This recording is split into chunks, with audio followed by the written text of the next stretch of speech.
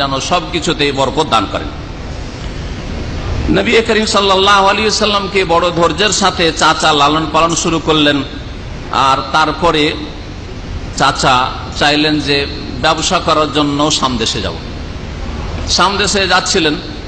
নবী করিম সাল্লাল্লাহু আলাইহি ওয়াসাল্লামের বয়স তখন 12 বছর। 8 বছর বয়সে দাদা হারাইলেন, তাহলে আরো 4 বছর গেল।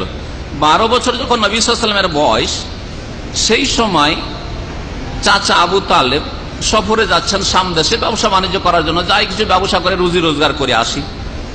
রাসূলুল্লাহ সাল্লাল্লাহু আলাইহি ওয়াসাল্লাম এত বেশি চাচাকে ভালোবাসতেন, আর চাচা ভাতিজাকে এত বেশি ভালোবাসতো যে একজন অপরজনকে ছেড়ে থাকতে পারে। চাচা ভাতিজার জন্য কান্না শুরু করে দিল, আর ভাতিজা চাচাকে ছেড়ে থাকবে না, কান্না শুরু করে দিল।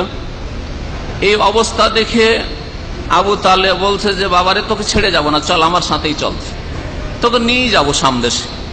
নবী করিম সাল্লাল্লাহু আলাইহি ওয়াসাল্লামকে নিয়ে চলে গেলেন সামদেশে। সামদেশে বুসরা নামক একটি শহর আছে। ওখানে যখন পৌঁছিলেন, নবী সাল্লাল্লাহু আলাইহি ওয়াসাল্লামকে সাথে নিয়ে আবু তালেব যাচ্ছেন। একটা উপাসনালয় থেকে খ্রিস্টান একজন ধর্মযাজক, রাহিব, পাদ্রী, সে দেখছে এই ছেলের দিকে, ভালো করে লক্ষ্য করে দেখছে, মুহাম্মদ রাসূলুল্লাহ সাল্লাল্লাহু আলাইহি ওয়াসাল্লামকে দেখছে। আর এই ধর্মযাজক সে তাওরাত ইনজিল সম্পর্কে যথেষ্ট জ্ঞান রাখে।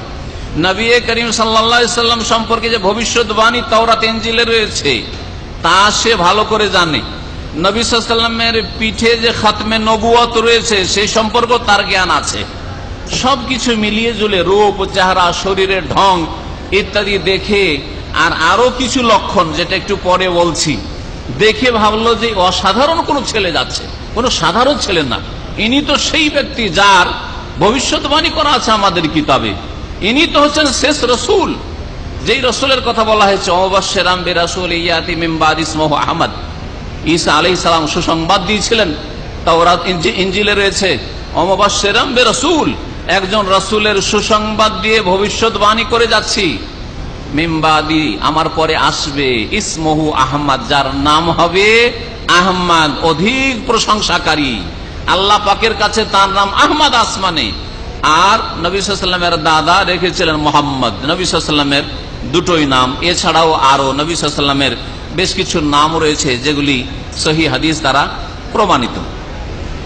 নবী করিম সাল্লাল্লাহু আলাইহি ওয়াসাল্লামকে যখন নিয়ে যাচ্ছিলেন, ওই রাহেব ধর্মযাজক সে তার উপাসনালয় থেকে বেরিয়ে চলে আসলো।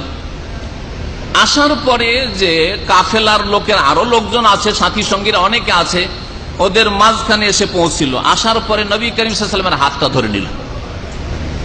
আর ধরার পরে ওই পাদ্রী বলছে, হাযা সাইয়্যিদুল আলামিন, ইনি হচ্ছেন বিশ্বজাহানের সরদার, বিশ্বজাহানের নেতা, জিন এবং ইনসানের নেতা মুহাম্মদুর রাসূলুল্লাহ সাল্লাল্লাহু আলাইহি ওয়াসাল্লাম। হাযা রাসূল রাব্বুল আলামিন, ইনি হচ্ছেন বিশ্বজাহানের প্রতিপালক, আল্লাহ রাসূল প্রেরিত।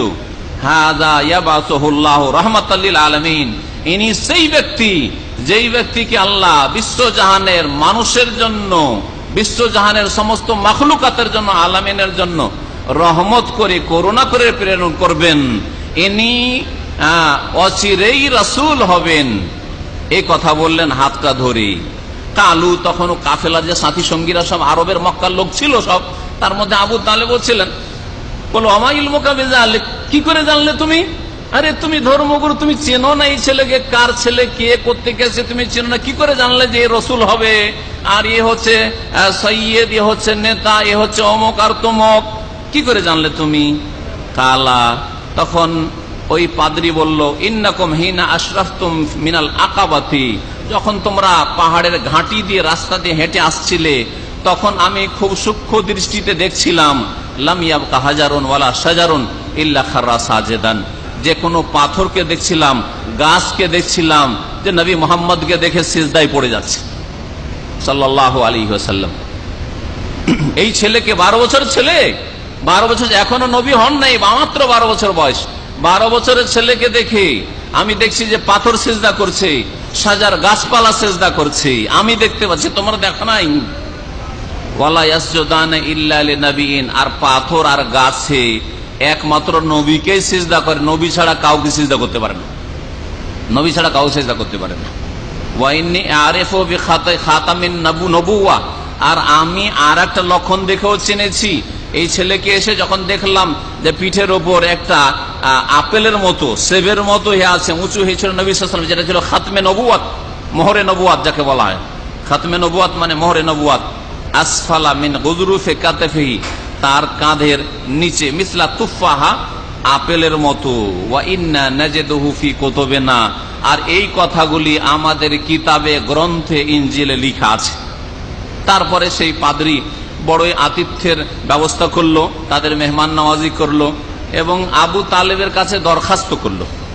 আবু তালেবের কাছে কি দরখাস্ত করলো? যে খবরদার, আর যতদূর এসেছো শাম দেশের ভিতর দিকে আর যেও না, শাম দেশে যেও না, এখান থেকে ফিরে যাও। এই পাদ্রীকে বহাইরা বলা হয়, বহাইরা রাহিব। বললো আইয়ারুদ্দহু আলা ইউকদিম বিহি ইলা শাম, শাম দেশে নিয়ে যাও না। কেন? সেখানে ইহুদিরা আছে, সেখানে রোমানরা আছে। ইহুদিরা কট্টর দুশমন, আল্লাহ রসুল ঈসা আলাইহিস সালামের দুশমনী করেছে, ঈসা আলাইহিস সালামকে খুন করার চেষ্টা করেছে। তখন আল্লাহ পাক রাফাউল্লাহ, আল্লাহ আসমানে উঠিয়ে নিয়েছেন।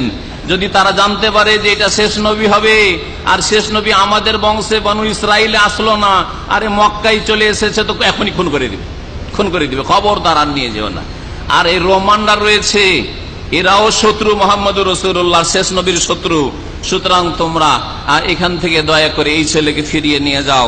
ফারাদ্দাহু আবু তালিব ইলা মক্কা, আবু তালেব আর আগে বাড়লেন না, সেখান থেকেই মক্কায় ফিরে আসলেন ভাতিজাকে নিয়ে। এইভাবে নবী করিম সাল্লাল্লাহু আলাইহি ওয়াসাল্লামের 12 বছর বয়স পর্যন্ত আলোচনা করলেন।